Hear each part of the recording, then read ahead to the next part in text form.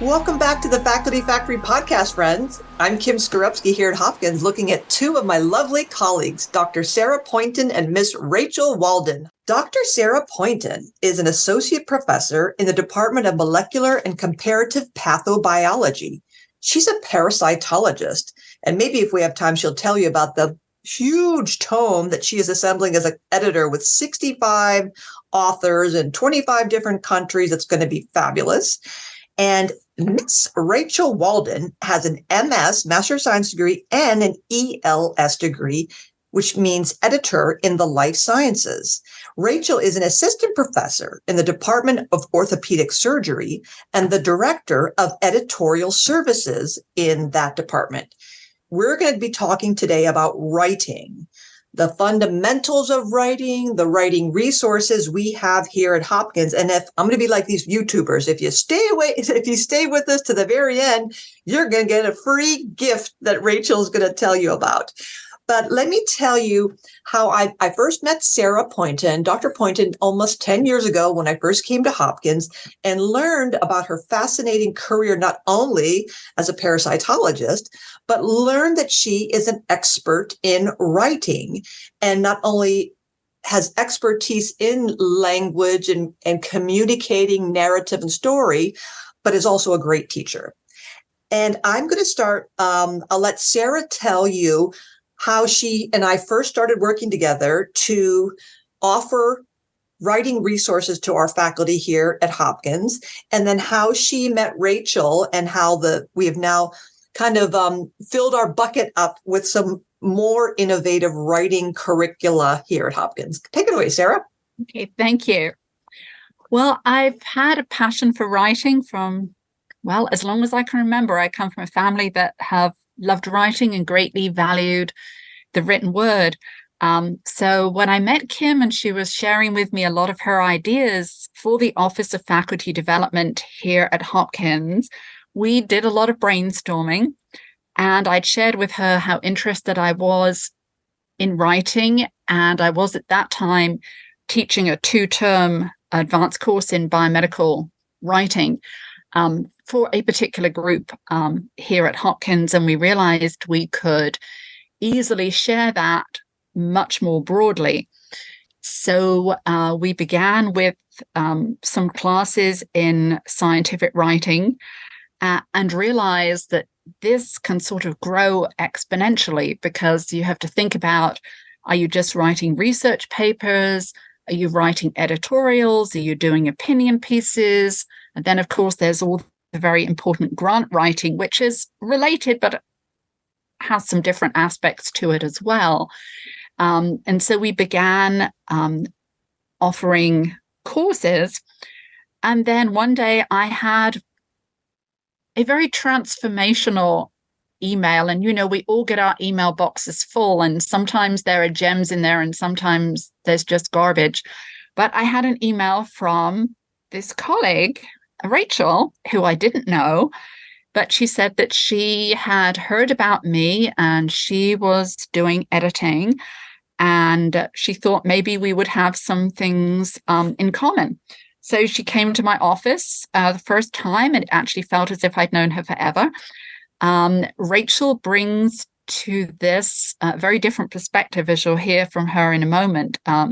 She is trained from the point of view of languages, and then applies that to clinical and life science things, whereas I come to this from a scientific research background and then add the love of words.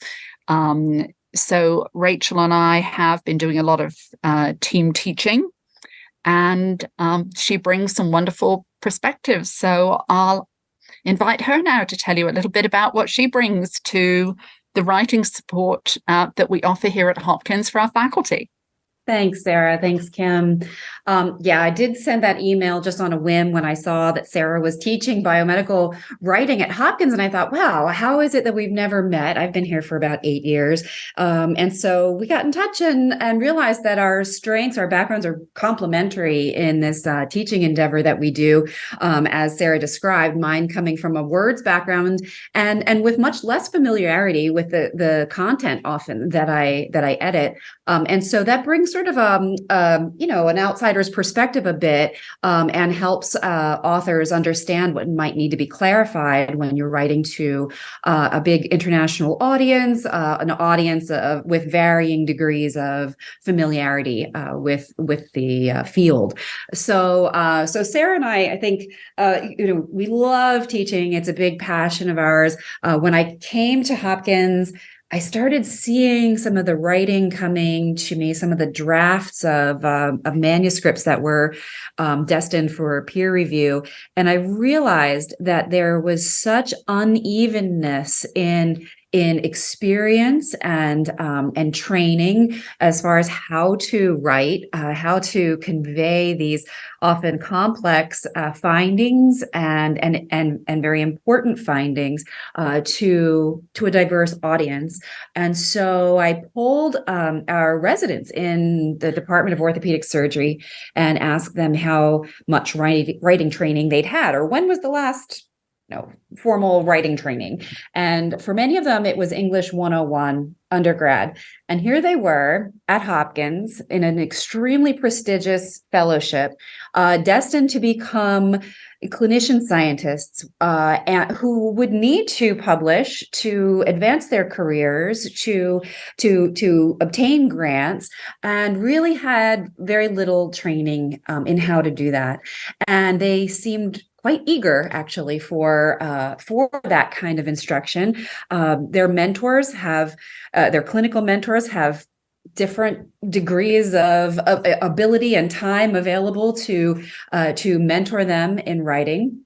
And so I started teaching a bit in our department, and then Sarah and I partnered to open up these offerings to the faculty at Hopkins, who are just an absolute delight to work with. I have to say, they're very interactive, and they bring just a wealth of knowledge and enthusiasm to the endeavor. So we have a great time teaching, and they come away with skills, with knowledge that I don't think they would get anywhere else. So that's our contribution, I hope.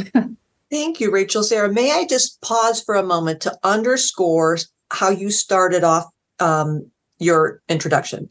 You said, I saw something come across my email and I emailed her. I emailed Sarah. So to me, being proactive in reaching out to someone has led to further opportunities, creative, innovative products and projects with wonderful outcomes, truly, I'm sure, personally rewarding, as well as impacting future generations and leaving legacy. And I think the lesson I want to underscore again is that you took the initiative to reach out. You could very easily have over the years, because you're already the director of editorial services in orthopedic surgery, continued on your own career trajectory, doing what you're doing as an assistant professor, and just said, oh, that's nice that Dr. Poynton's doing that. How nice. And that little step, it takes courage, because I have some faculty members, who come to us and say, oh, I could never, reach out to her. What she obviously doesn't need me. She has this whole enterprise built. But the courage in doing that, knowing that the worst case scenario is Sarah would say, no, thank you very much, or delete the email. But you don't know until you ask. And so I just want to underscore for everyone listening that it's just these little moments where you see an opportunity or something that delights you or surprises you or intrigues you. Simply reach out. And again, what's the worst thing that can happen? And here's an example of something good that comes out that started as I think Sarah did it was a 12-week maybe biomedical and scientific writing course. And then we did boot camps and then 1 days and then half days and all these iterations over the decade that now you've both worked together and come up with something even more interesting that you'll tell us about going forward. And so why don't you, in addition to, I think I wanted to help the folks who are listening to this podcast are typically, they're the broad range of faculty members around the world and leaders, people who run departments and divisions and deans and schools.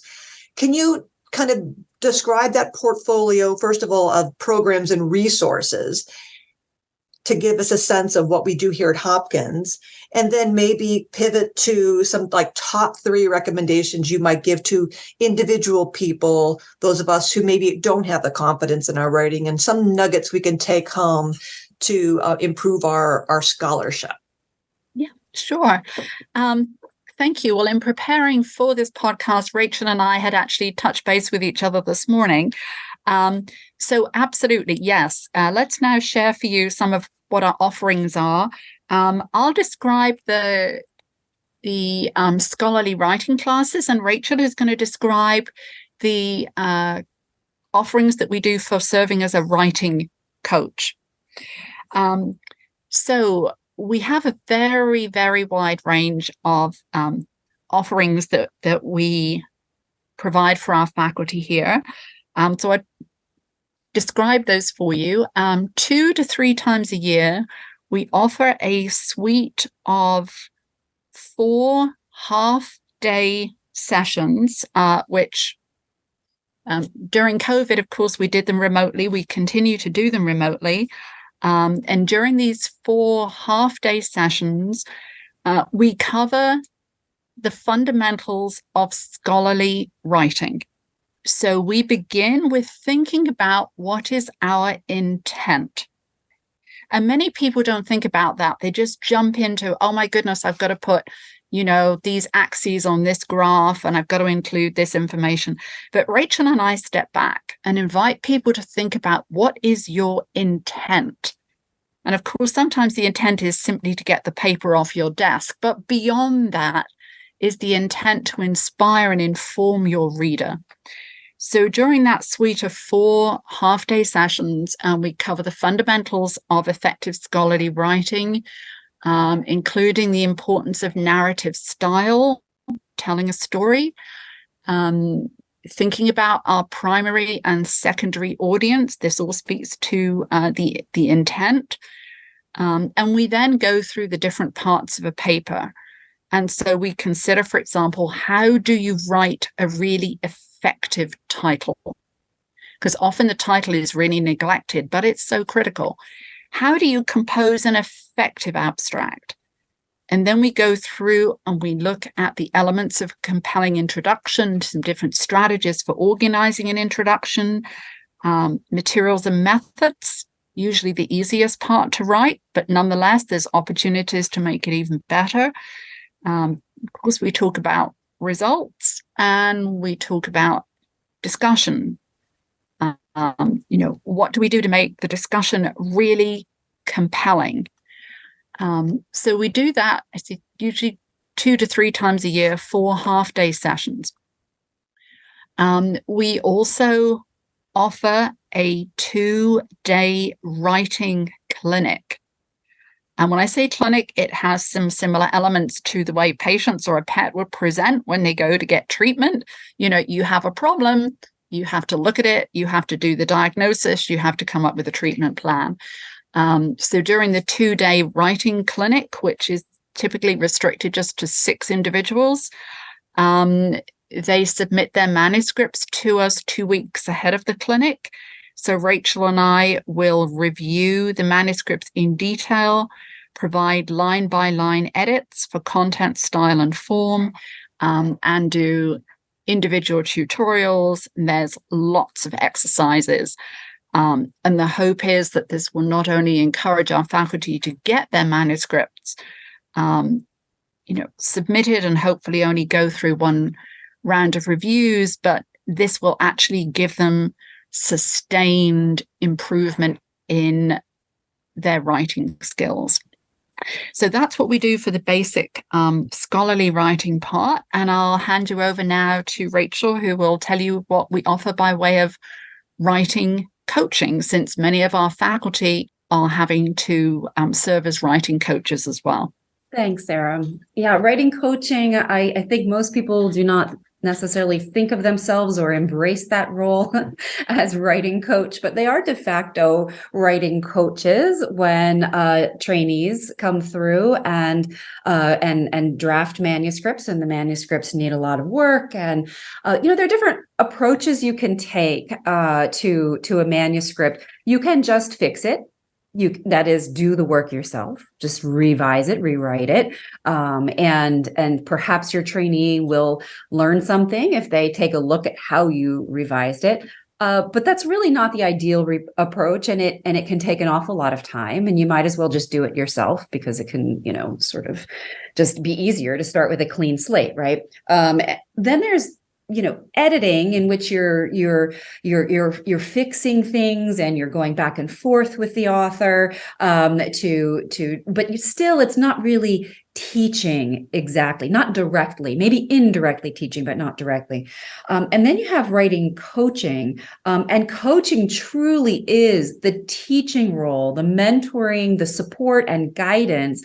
And we realized after some time of teaching these scholarly writing classes that many of our participants in those sessions were saying, can we pass these tools along to our trainees? Can we use them? Can you, is that okay? And of course we said, yes, it's okay. It's great. Do that.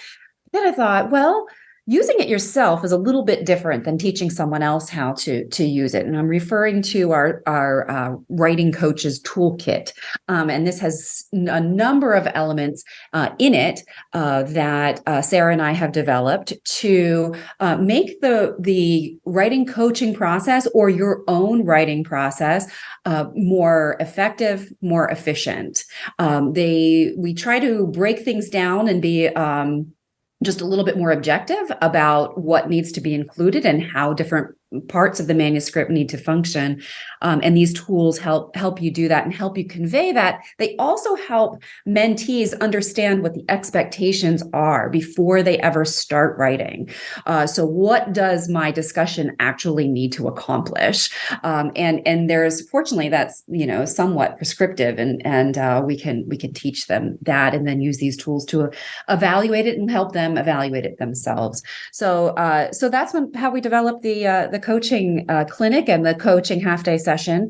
And they're just enormously gratifying to teach, because we're teaching the teachers in those sessions. Thank you for describing these resources. And again, we're very fortunate to have you here to create these and to look for opportunities. Another great thing that you as a scientist can do, and someone who's in academic medicine or academia, looking for opportunities. And that's you gave another great example, Rachel, of seeing a need, an unmet need, just by virtue of someone asking a question, right?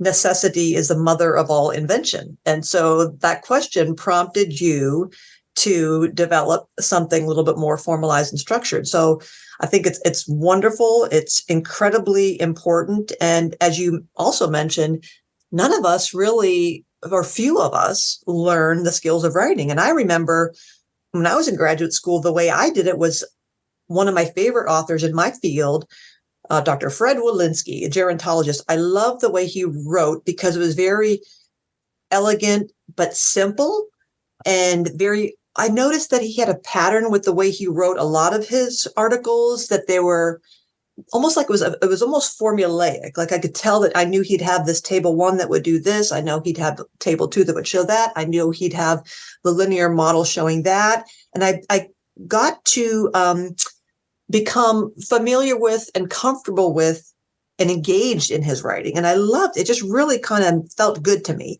And I would literally put his papers on my desk and try to mirror unabashedly. I'd copy his style. And that's the way I learned how to write, was just by copying somebody else. Mm-hmm. And you can and we can certainly appreciate how many of us just, first of all, writing is hard anyway. And to have the idea that getting off the starting block can be really intimidating. So if you don't have the fundamentals or the confidence that you can convey an idea, it can really cause a lot of, just emotional turmoil. And how can I make it in academia? And I have all these great ideas, but if you can't communicate it, you're going to really struggle. So this is, to me, I have a hard time understanding how any institution would not support or endorse this expertise, this wisdom, this portfolio of programs and resources. It's just amazing. And so first, I just want to thank you for doing it, because it's really had a really big impact. I will say something. I know Sarah's heard me say this for years and years and years, and she and I talked about it years ago. What are your thoughts on, or what do you know about writing for non-native English speakers? Because we've gone around and around with this. It's challenging enough trying to offer these courses for people who were born speaking and writing English. But as we all know, our institutions are very diverse, and many of our faculty members and trainees and students, English is not their native language. They have that additional barrier of the literal technique of grammar. And what are your thoughts on the next evolution of writing, or who is anyone in your space doing this for non-native English writers? Well, first of all, thank you for bringing that up, because I had actually made a little note here with an asterisk to discuss this. The first thing that I think about is recognizing that if somebody is going to be writing in English, and at the moment English is the international language for science and medicine, although of course it was not always thus, I think it's an extraordinary undertaking, and Rachel and I often say in class, we really honor people doing this. One of the other things that I keep in mind, and I always share when I'm in class about this, is that as a non-native English speaker, people may actually be bringing a great strength to their writing, particularly if they come from a culture that has a great history of poetry or storytelling. And I'm thinking in this case, for example, Iran. They have a wonderful history. And we think of the beautiful poetry by Rumi. And sometimes when people are from another country, another culture, another language, their way of expressing themselves is often extremely effective and very beautiful. But often, native English speakers, and let's face it, most scholarly writing is not particularly pleasurable to read. I mean, if I go around a group and say, what percentage of papers offer you a great experience as a reader, the answer is usually maybe 10% on average. That many? Yeah, sometimes. So I like people to recognize that just because you're a native English speaker, it doesn't mean you are going to be a great scholarly writer. Definitely not. And just because you're not a native English speaker doesn't mean you will be bad at it. In fact, I remember going. Sarah, thank you. Yeah. That's so important. Thank you for sharing. Yes. And I remember going to a talk some years ago, actually, which my PhD student, who was from Iran, began his presentation, and it was riveting. And I said to him, why did you do it like that? He said, I thought what I would do if I was speaking in Farsi. And he would give this descriptive. And of course, and this plays back to the use of narrative style and storytelling. And in terms of who is addressing this particularly, there is one textbook that Rachel and I do sometimes recommend, which is about scientific writing for non-native English speakers. So in essence, I think, yes, there is sometimes more work to do, particularly with grammar.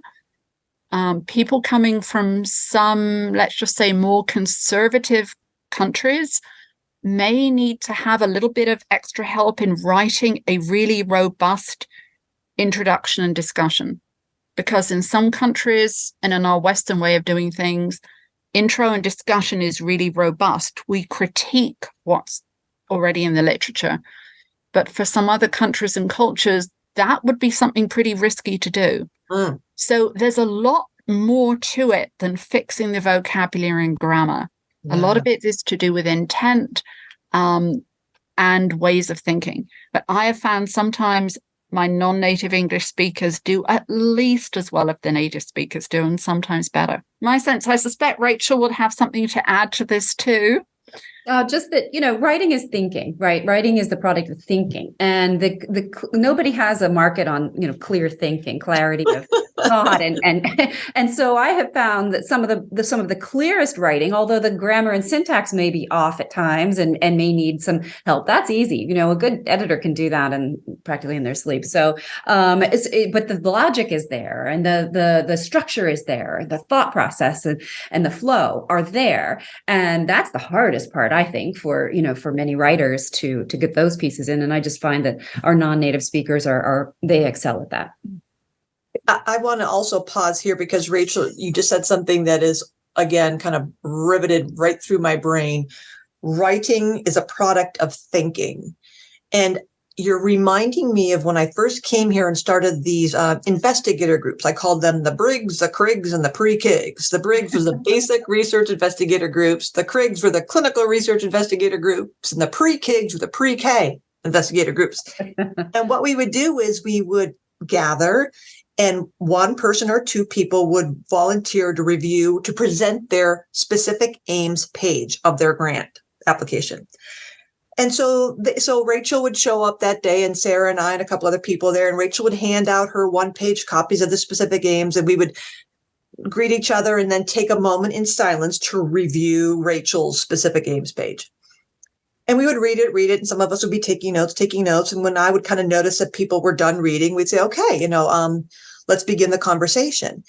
And inevitably, the principal investigator would say, well, so Sarah would say, Rachel, what did you mean by, or I'm confused by, or, I noticed that. And Rachel would start justifying and explaining, well, this and that, and this is why. And what I would always say, let's turn the specific pages upside down. Rachel, would you just please tell us the story of where you came to be here, what it is you're trying to do, what's the future? And Rachel would start talking extemporaneously, and people around the room would all be going, yes, that's it. What you just said, write that down. And then Rachel would say, oh, I forgot what I just said. And then Sarah would say, oh, good for you. I wrote it down. I wrote it verbatim. I'll text you or I'll email you when we're done. The practice of storytelling with your mouth is we try to convey that's reminding me of the thinking, the storytelling. And instead what we tend to do as academics, I think, and you're the expert, is that we tend to, I think, over intellectualize. We think we're these academics, and so we have to be very smart in our communications. And we don't recognize that the whole point, as you say, Sarah, the intention is to communicate. And if you want to communicate, why not tell the story and pull the reader in versus vomiting all these big words and see how smart I am, and don't you agree? I'm super smart. We know you're smart, Right. No, well said, Kim. And I can't tell you how many times I've had that experience where I read a paper. There seems to be a lot of sort of disagreement between the objectives and then the way the methods are described and then how the results are presented, and the discussion goes off in another direction. And I'm left thinking, what exactly was the point of this again? Can you remind me? And sometimes often the easiest way of getting to that information is, as you say, a conversation. Something somehow gets lost between brain and keyboard. I almost said pen. No one does that.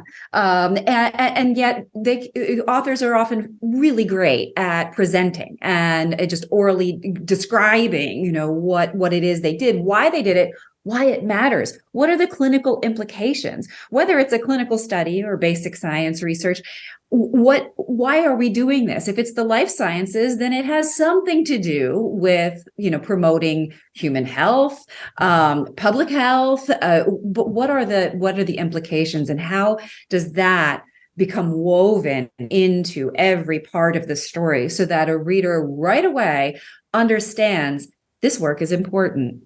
Because if they don't understand that, if you don't convey that right at the beginning, from the title to the abstract in particular, if you don't convey why we did this, there was a good reason for this, it's filling a gap in knowledge that matters, then no one has any incentive to read. I tend, and I'm going to personalize this, as I tend to see or think that we in our own heads know the story. We know the how the building blocks of my research agenda are stacking up. And I tend to have this, I guess, maybe obnoxious perspective, like, well, why do I need to talk about that in this paper? I already published that paper. Don't they know that? Like, how obnoxious is that for me to think that there's a group of people out there who go, oh, I know why she said that, because 3 papers back, she mentioned it that one time. So I remember that. Like, how ridiculous am I to think? So I think what I'm trying to get at is, how often do you see, is this a problem or a challenge, or is it just Kim Skorupski that we don't, in telling the story, we make assumptions, or maybe we jump without slowing the roll, backing up. But then my mind goes, oh, really? I have to start over again and tell them that for the umpteenth time? Yes, you do. Am I kind of making any sense in, like, with that challenge? A lot of sense. It makes a lot of sense, and it's a common challenge. And to be fair, what an author is trying to do is not easy, because you're trying to, of course, communicate to your primary audience, who are typically other specialists in your field, other experts, and they are going to have a high degree of familiarity with much of that background. And so you don't want to bore that audience, and yet you need to provide enough background and context for someone with less education, less familiarity in that field, to be able to follow along with what you're doing. It doesn't mean they need to understand all of the nuances and the nitty-gritty science, especially in really technical papers, but the language, the way it's expressed, should not be interfering with that comprehension, and it shouldn't be deterring them from reading the paper. I try to think it's been helpful for me, because I have a daughter who's now just finished her first year at Tulane,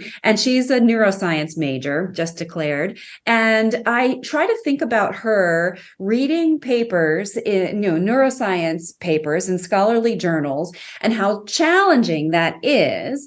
And I try to think about what makes it challenging. Familiarity with the science, the methods, yes, that's part of it. And that's legit. And she has that yet to learn. The words themselves should not be the barrier. So when we can express it more clearly, more elegantly, more straightforwardly, with simpler syntax and simpler words when they will do, when, not dumbing down the content, but expressing it in the most accessible way possible. And whether that's because you are young and new to the field, or it's because you're not a native English speaker, or whatever it is, we want to be able to reach and tell our story to the widest possible audience. Now, is this being too simplistic when I say I'm trying to kind of draw back on the metaphor of a story? Is this this meaning my reticence or my being annoyed with the idea that I have to, like, build the case and kind of ramp up in the introduction to what's been done already, where the gap is, why I'm doing it, that makes me kind of, because I'm impatient, I want to, like, get right to it. Is part of that launching into it and setting the stage similar to a movie or a book, where all of a sudden the author introduces a character and you're like, wait a minute, where's this character come from? That, I don't understand the jump there. Last Monday, she was having lunch at the cafe with her friend, and now Joe, who's Joe? Where did this storyline come from? I'm thinking that something like a reader, because you made me think, Rachel, surely if Sarah and I are colleagues for 20 years and she knows sort of the body of my work, she'd be like, yeah, that makes sense. And she's, track-a-lacking with me right away. But there may be new readers who have to be like, hold on a beat. Who's Joe? Why are we in the cafe? What's happening? Without dumbing it down, a cafe is a place, but kind of like setting the stage, right? Is that too ridiculous? It's a great analogy. And where those new characters, where Joe in the cafe comes in? He comes in the discussion, and we say, wait a minute, what? I couldn't have anticipated Joe having read the introduction, and that's a problem. You're blindsiding readers, and writers often go off on tangents. They talk about things that are that are of interest to them and perhaps of interest to their colleagues, but not directly relevant to the work at hand. So there has to be a good amount of restraint there. And this is why we revise over and over again, right? And this is why it's beneficial to start with a very detailed outline and to spend, I often say if you spend, you should spend at least as much time writing your outline as you do writing your paper, probably more time, because that's really the hard work. That's the heavy lifting. If you have a great outline, your paper is going to write itself.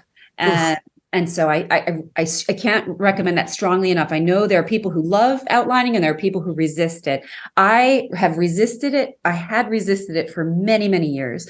And I started, a number of years ago to outline and put the most effort possible into that. And it was just a game changer.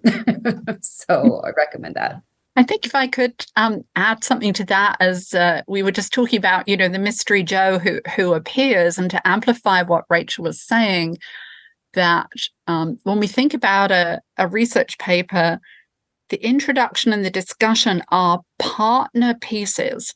No, you do not read them adjacently, or normally people don't.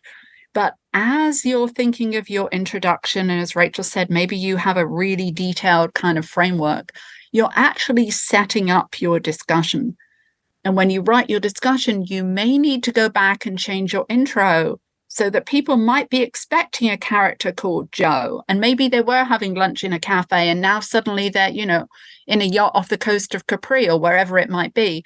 But we don't want anything to come up in the discussion which could not in some way have been anticipated. And another tip to share, you'd mentioned, Kim, about, redoing the intro and you tell everybody everything you've already told them before. Well, I would say you probably don't need to tell them everything you've told them before, because if we're writing a research paper, our literature review needs to be focused on that which is important for that particular paper. Now, that's different than actually writing a review article, which must be expansive, thorough. And another tip that I think is really so helpful is to bear in mind that when we're writing something, our intent should be to write for our primary audience, subject specialists like us, and to anticipate that secondary audience, individuals perhaps who use a different technique, a different cohort of patients who might be interested. And to attend to the needs of that secondary audience, we do have to simplify our introduction a little bit. That simplifying is not a bad thing. And one of the things that I would encourage anybody to do to really help themselves is to get their manuscripts looked at by a subject specialist who will pick up the tiny missing details, and a non-specialist who will understand if the big picture is logical. And this can be enormously, enormously helpful to get that broad perspective. And also to remember, just a point of humility here, that when we're looking at our own manuscripts, we tend to read what we hope we wrote, which is not what we necessarily wrote, but we read what we hope we wrote. So it's so important to have other people critique your work, whether it's colleagues, co-authors. I just had the preface of my book critiqued by a group of clinicians I teach, and they did a fabulous job. And then some institutions, Hopkins is one of them, provides editorial support. And sometimes people need that as well. So to get another set of eyes that are really critical can absolutely help. Thank you for these tips. I want to stay on this tip theme of top 3 things, or something that arrives as you've been teaching for so long, so many people, so many students. And I want to hear specific tips. And one of them I hope you'll get to is back to what Rachel said about writing as a product of thinking. And again, now this is personalized. How do you work with students who maybe our thinking is so, I don't want to say disorganized and totally disrespect myself, but I'm very organized, but I have these ideas that are huge. And I am that kind of person who used to really, in the discussion, go off like the vision. Here's what this paper shows. And isn't it obvious, Dr. Poynton and Rachel, that this is where the next step should be? And then this galaxy and that galaxy, and then the next era of this and the epoch that. And friends would be like, what the heck? Where is this coming from? Slow down, sister. So what, other than that, I mean, the outline, clearly, I'm like, oh, humbling, the outline. But how do you organize thoughts? So if, I guess that's part of the practice of being an academic and a scientist, is learning to order your thoughts. And how do you handle that? Because you can't be a good writer if your thoughts are disorganized and chaotic and not focused and going down tangents and being like a puppy dog going, oh, that's an interesting trail. Oh, that's a good stick. Oh, look, a leaf. Oh, a squirrel. You have to, how do you focus your students? Well, one way, I love that. Chasing the stick, chasing after the next shiny object. So one way of doing it, this might sound very elementary, very, very, very simplistic, but I think it's really effective. I don't know how many listeners might have organized their thoughts on index cards back in elementary school or middle school or high school.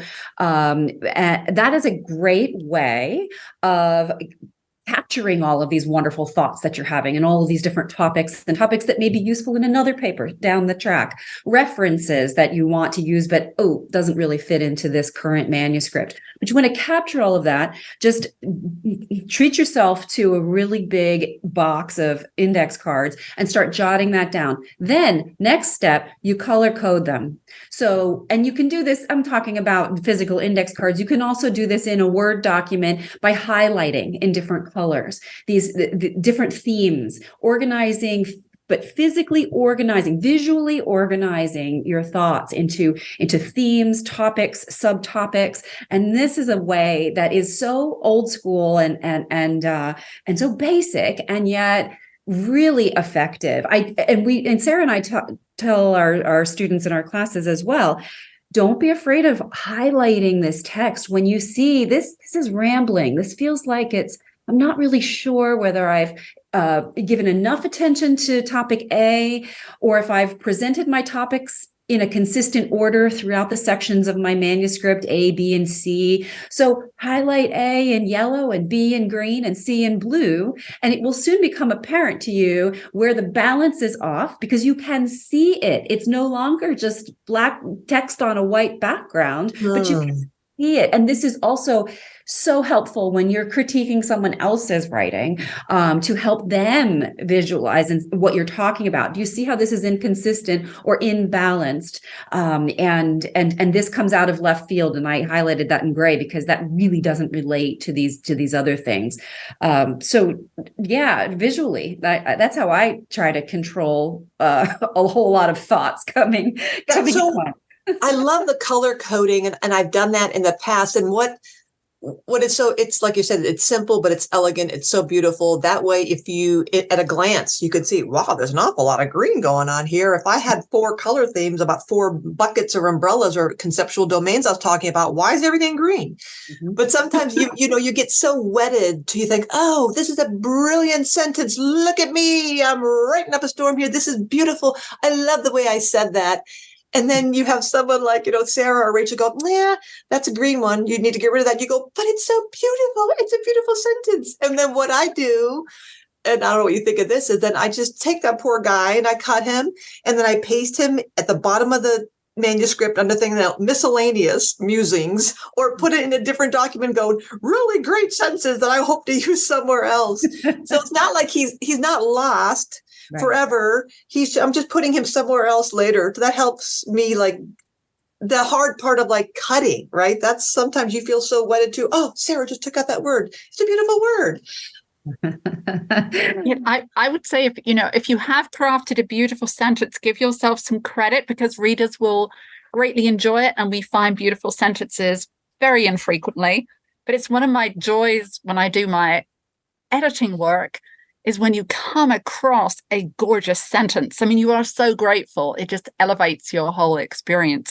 What what I do sometimes, if I am confronted with what appears to be a random stream of consciousness, is to recognize that that's an important starting point. We just have to have the neurons firing randomly to begin with, and that's okay because it's putting words on the page.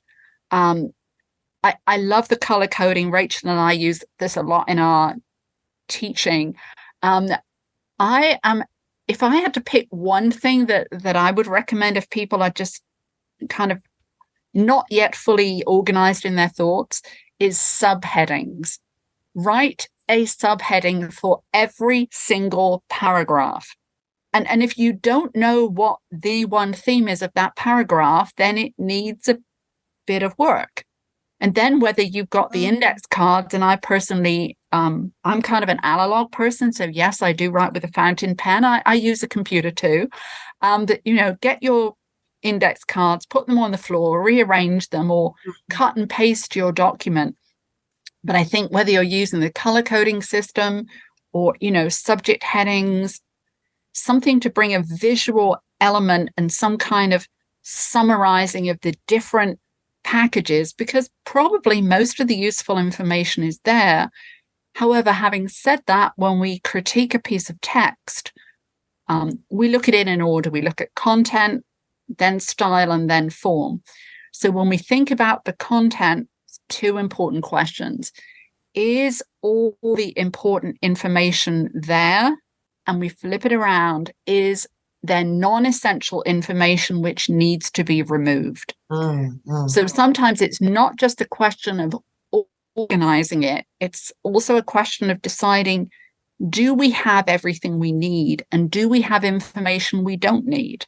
And then that helps to bring some system. Because I think if you are confronted, I think particularly with people that are working with inexperienced writers or even experienced writers that are just sort of gushing as opposed to organized, you have to have a system of organizing it. And then if you can pass this system or ideas, on to your mentees, hopefully then you're giving some sort of tools for some kind of sustainable changes. Because what we do see is that people's writing style is extremely predictive. So whatever you encounter in the intro is probably going to go through the rest of the paper. So if you're working with someone who's disorganized, I don't think it's necessary to try to organize all 30 pages. You've got chaos in the intro, it probably continues. So you could use one of these tools, the color coding, the subject headings, both of it, and look through it and give it back to the person and say, this is what I observed. Have them see what they can do with it, and then see if they can amplify those improvements. Gosh, Sarah, that's so smart. And you're making me curious about, a lot of faculty, early career faculty, many struggle with, the writer's block, how to even start. I did the WAGs, the writing accountability groups, and the three major barriers to writing are trouble getting started, I don't have time to write, and trouble finishing. Well, this trouble getting started, when you were saying, the stream of consciousness, I can imagine that someone who has a writer's block, if they were urged or invited to stream of conscious, get your thoughts on paper, that might be like step one. And then step two, now that we have the thoughts, let's now color code. And so you could actually show them the process that you are helping them to organize those thoughts. That might be great, which then makes me think, gosh, is there some way that we could in the future, maybe someone's done this already, have some kind of a tool that would assess the writer's readiness to write so that you would know how you should start with that person? Because I'm thinking you might have a faculty member who would say like, okay, Rachel, I spent all weekend. Here's this 40-page document. And just like Sarah said, Rachel opens it up and goes, oh my gosh, this introduction is cattywampus. This is not going to be good. And now you give the feedback, but now there's a level of frustration and a feeling of like hopelessness. I just spent all weekend doing this, and now it came back with 52 colors on it. Rather, there be some utility and stepping the process back when you're teaching or working with someone who's like new to the whole game. Okay, I see that, we need with you, Kim, we'll focus on, say, outlining. With you, Sarah, we'll focus on storytelling. With you, Rachel, we're going to focus on format or form. So, I mean, I'm wondering if that would be a value or what you think about that, an assessment up front to kind of, tailor the intervention, if you will, for unique learning styles or readiness or level of skill. Absolutely. I mean, I've been teaching and writing and doing freelance technical editing for a long time. So I can look at a piece of text pretty quickly and get an assessment of what's going on. So yes, I do find people's writing style to be pretty predictive. If somebody was looking for really detailed feedback, I would take maybe 2 pages. So let's assume 250 words a page, so maybe 500 words. Often I do the intro and do a really detailed critique. And I would use 5 colors to represent something Rachel and I share with our classes a lot. The 5 C's of good scholarly writing, which are just 5 words all beginning with C, consistency, clarity, conciseness, cohesion, conviction. Every good bit of scholarly writing must have all 5 of those qualities, no matter what it's about, whether it's a paper, review article, grant, doesn't matter. And I would go through with track changes and I would use 5 colors, 1 for each of those things, put them in the comment boxes. And then just as Rachel was describing, if you're looking at a piece of text for content, you see, oh, there's more green content than blue content. You can do it this way also and see, what are the main things your writer is struggling with. And I think that's often quite helpful.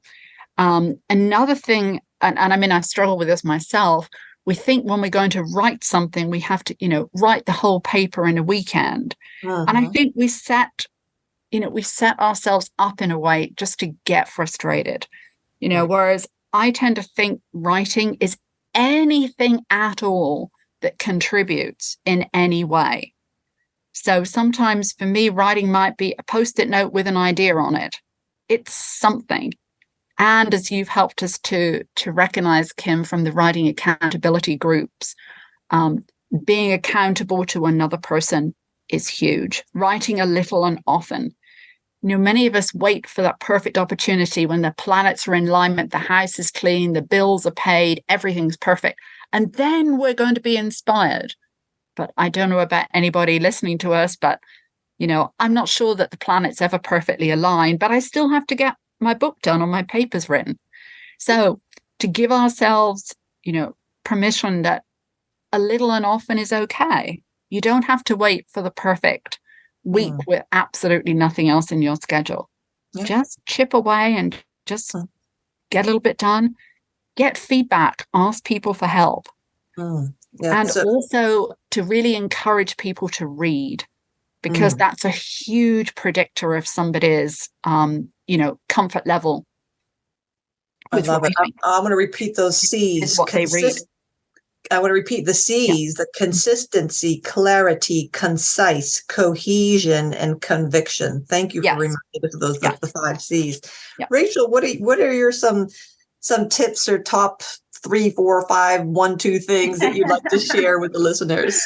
Yeah, sure. Well, one thing that I'd like listeners to take away, who are in some way engaged in scholarly writing, is to think of yourself as a professional nonfiction writer. And obviously you wear many hats, you do many things, but to think of yourself when you read good nonfiction. What is that like? How does that make you feel? What do you take away from it? As humans, we tell stories. That's how we remember information. And so the more skilled nonfiction writing you can read, and even fiction as well, the better. And if you're affiliated with an institution that has, library holdings, you have access to all sorts of get yourself the New Yorker or the Economist or the Atlantic or whatever, Vanity Fair, and find some well-written nonfiction. And I think that's one tip I have. Just immerse yourself in that and enjoy it. And it doesn't need to be scholarly or medical, but it helps you recognize a clear voice and an accessible message and story. That would be one thing. Another little tip for some people who have a really difficult time with clarity. I recommend that after they've written a section of their manuscript, maybe a couple of paragraphs, that they read it out loud into the voice memo feature on their phone, and then put that away for at least a day, and then come back to that recording and listen to it. We all hate hearing our voices, but just listen to it and say, does that make sense? Because sometimes people can hear it when they can't see it on the page. So that's a little tip that we offer our learners. And then another little, these are not in any particular order, and they're not necessarily related. Just a bunch of freebies here at the end. Is titles. Now, Sarah is the first person I've ever known who offers any guidance and teaching on titles. And titles, they're the only thing everybody reads. And some people then go on to read the abstract, which is the next most important part of your paper. But the title is incredibly important. And so there are different styles of title. Your title can ask a question. It can pose your research question in the title. Is X influenced by Y? And that can be, if the journal allows it. Some don't allow that. But if they do, that can be a great, compelling title format. Some allow a statement of your main finding. That has pros and cons, but you could try it and see what you think of that.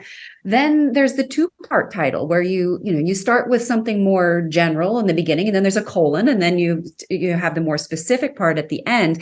These are several styles of title. I would suggest that you write a title, various titles for your manuscript, and get feedback on them from colleagues, from other people. See what they like, see what resonates with them, see which one they pick. Well, which one do you like? Because really there is just a lot of appeal factor here. We have to convey key topics, key words in our titles, but also the way it's structured can be very off-putting or very compelling.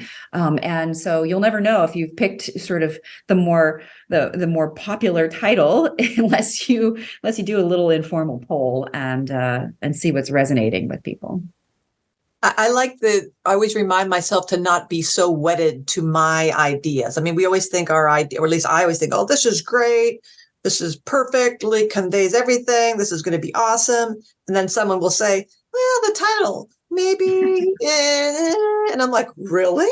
But I love that title. And so taking a step back and removing the emotion from some of these things. Yes, it's your baby and you worked hard on it. And if you have a bunch of people who are saying, yeah, the title's not really doing it for me, maybe the title needs to be changed and not be so, stubbornly, well, if they don't like the title, that's their problem. No, if there's a consensus, we need to learn to be humble and to take the advice of people who maybe, have some wisdom that could help us. So I've learned a lot that way of, again, taking those little sentences that I love, or the paragraphs that I love, or the little speeches, and going off on a soapbox and putting them somewhere else. I've learned that's how it's, why cut my nose off to spite my face? If I'm going to be that stubborn, and it's not going to give me a publication and not going to get the word out. Really, Kim? Really? You that wedded to that nonsense?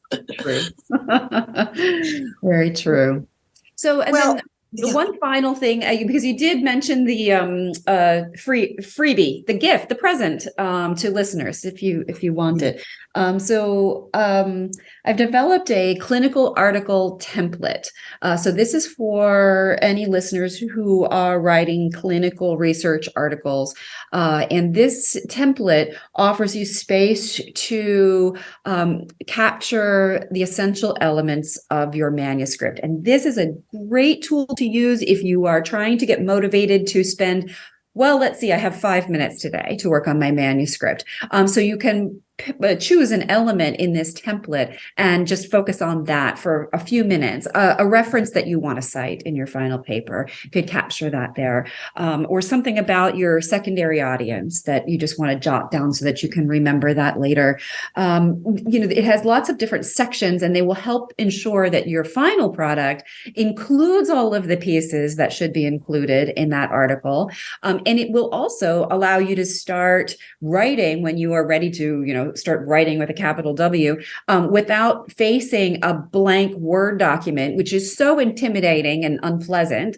And this way, at least you'll have some prompts for your writing already in place and some thinking already accessible to you that you've done when you did have 5 minutes 2 weeks ago on Thursday. And so, so this is something that I'd love to offer our listeners, and give me feedback if it works for you, if it's helpful. I'd love to hear that, or if it needs to be tweaked in any way. Everything is evolving. So did you get that a free article template for clinicians, clinical writing?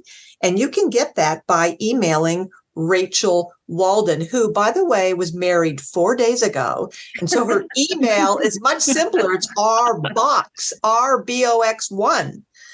Rachel Box. It was RBOX1 at jhmi.edu.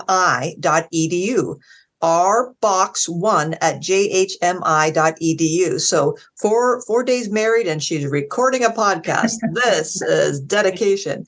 And then Dr. Sarah Poynton, maybe I'll whisper this so it's not, nobody knows about the secret, but Dr. Poynton is also fee for service. She's helping our faculty members write their promotion letters.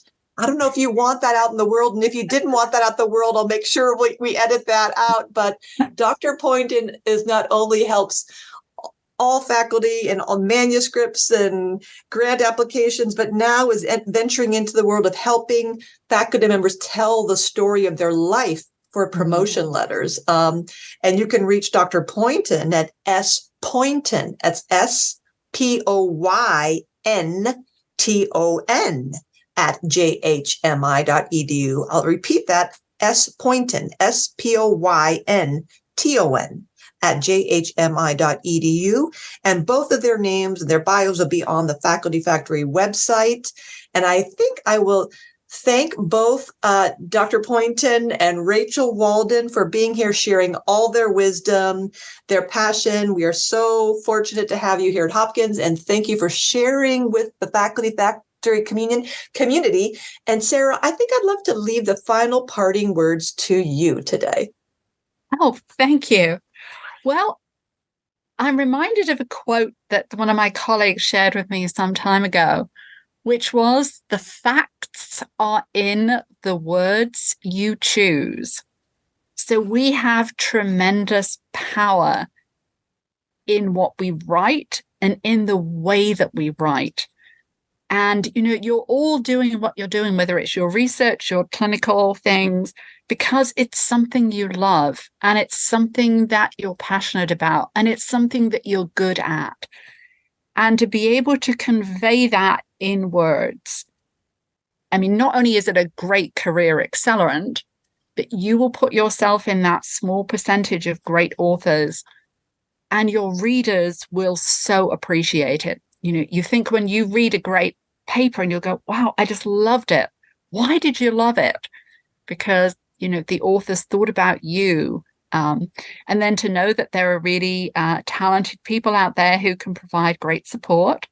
So it's really been a pleasure to have a chance to speak with you all today. And I'm just so happy to have wonderful colleagues like Rachel and Kim. And we As someone said, we make the magic with words happen. So happy writing, everybody.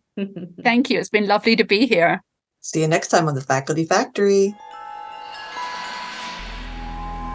Hello, everybody. It's your podcast producer, Casey, and I just wanted to let you know that as of September 1st, 2023, this podcast has had nearly 76,000 total downloads and YouTube views from listeners in 84 different countries. On the Faculty Factory website, facultyfactory.org has drawn nearly 40,000 web visits from users in 122 different countries. It's truly an international platform, and we would love to invite you, no matter where you are, to be a guest on this show. Our host, Dr. Skrupski, makes the experience very engaging, relaxing, and it's all recorded on Zoom, so no matter where you are, we would love to have you join her for an episode. As producer, I'll make any edits that you'd like, so there's no pressure to nail it on the first go or anything like that. We just want to hear from different faculty around the world so we can learn from each other. Reach out if you'd like to be a guest. You can contact us on facultyfactory.org/contact, or you can email Dr. Skrupski directly at kskrupski@jhmi.edu.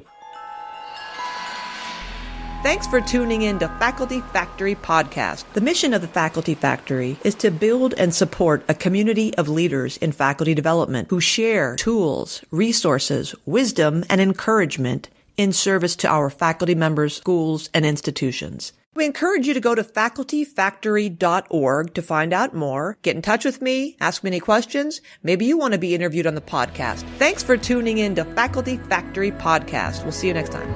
The Faculty Factory podcast and website is sponsored by the Johns Hopkins University School of Medicine Office of Faculty. For more information, visit facultyfactory.org.